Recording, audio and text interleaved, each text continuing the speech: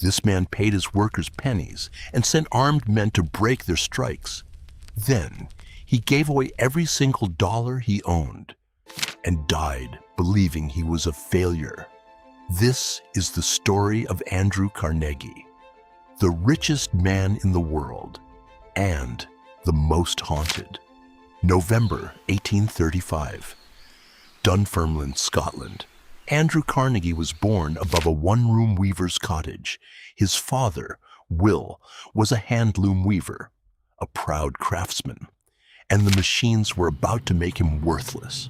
When the steam-powered looms arrived, Will's trade collapsed overnight. No work, no food.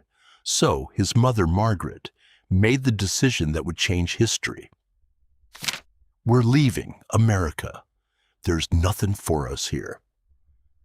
They sold everything, borrowed the rest, and boarded a ship for a country they had never seen. In Pittsburgh, the dream looked like a nightmare. The family crammed into a dark room behind a relative's house. And Andrew, 12 years old, went to work in a cotton mill, 12 hours a day, 6 days a week for $1.20.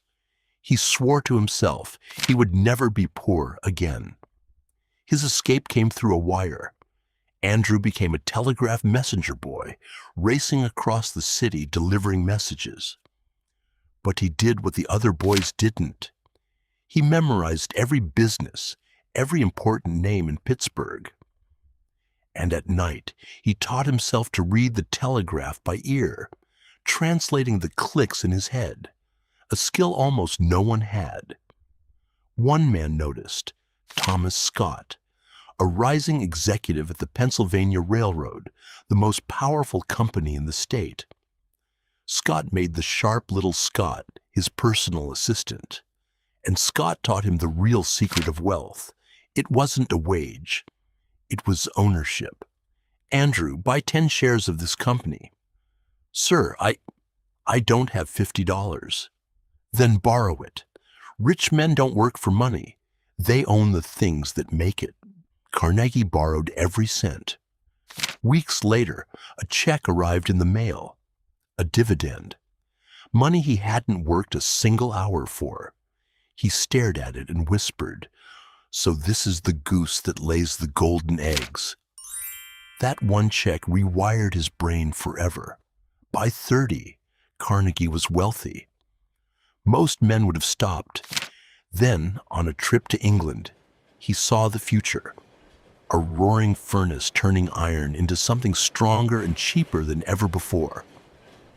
The Bessemer process. Steel. And he understood instantly.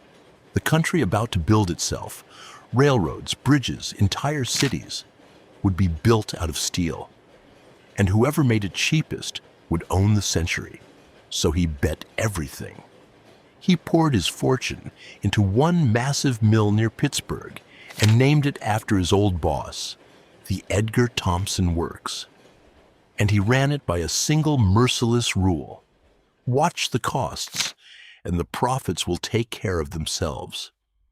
He drove his costs below what any rival could survive. When competitors struggled, he expanded. When prices crashed, he cut deeper and undercut them all. He bought the iron mines, the coal, the railroads, the ships, every link in the chain, so no one could squeeze him. To rule his coke empire, he partnered with a cold, iron-willed industrialist named Henry Clay Frick. Soon, Carnegie Steel was producing more steel than all of Great Britain combined. The poor weaver's son now held America's backbone in his hands, but the furnaces ran on something other than coal. They ran on men. And those men were about to break. July 1892. The Homestead Steel Works, the workers, the men who made Carnegie rich, wanted a fair share and a union. For years, Carnegie had called himself a friend of the working man, writing that labor had every right to organize. But when the moment came, he did something colder than any villain in this story. He boarded a ship to Scotland and left Henry Frick to handle it. Frick's answer was a wall. He locked the workers out, ringed the plant in barbed wire, and hired 300 armed Pinkerton agents to take it by force. Before dawn, the Pinkertons came up the river on barges. The workers were waiting. What followed was a battle. Gunfire across the water for 12 hours.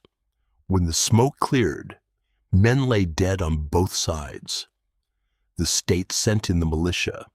The Union was crushed, and from a castle across the ocean, Carnegie approved it all by telegram, then spent the rest of his life insisting it broke his heart.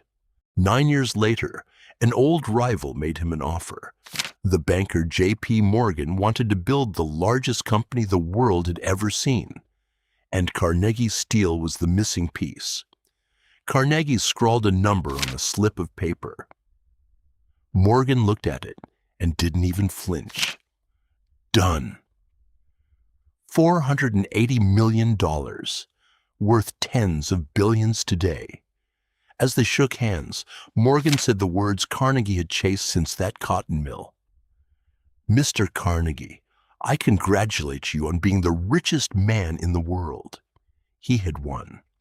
The bobbin boy who earned $1.20 a week now had more money than entire nations. And it terrified him. Years earlier, Carnegie had written down a dangerous idea. The gospel of wealth. The rich, he argued, were only trustees of their money, and it was their duty to give all of it away before they died. His words, "The man who dies rich dies disgraced." Now he had to live it. He gave with the same ferocity he'd built with.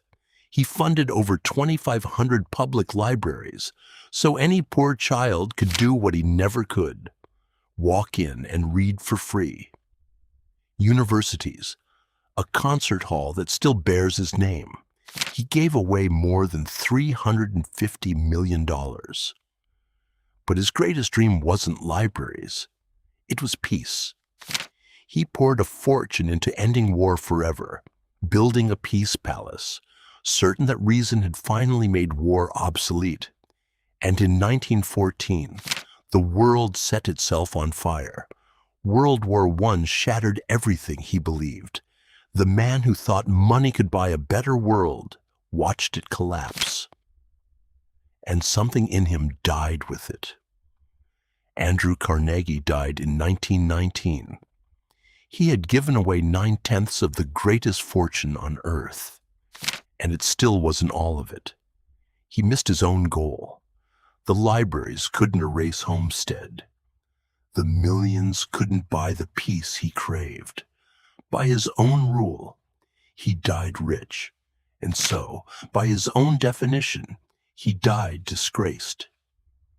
The richest man in the world spent his final years feeling like a failure. Maybe the lesson isn't how he made the money. It's that he learned too late what it could never buy.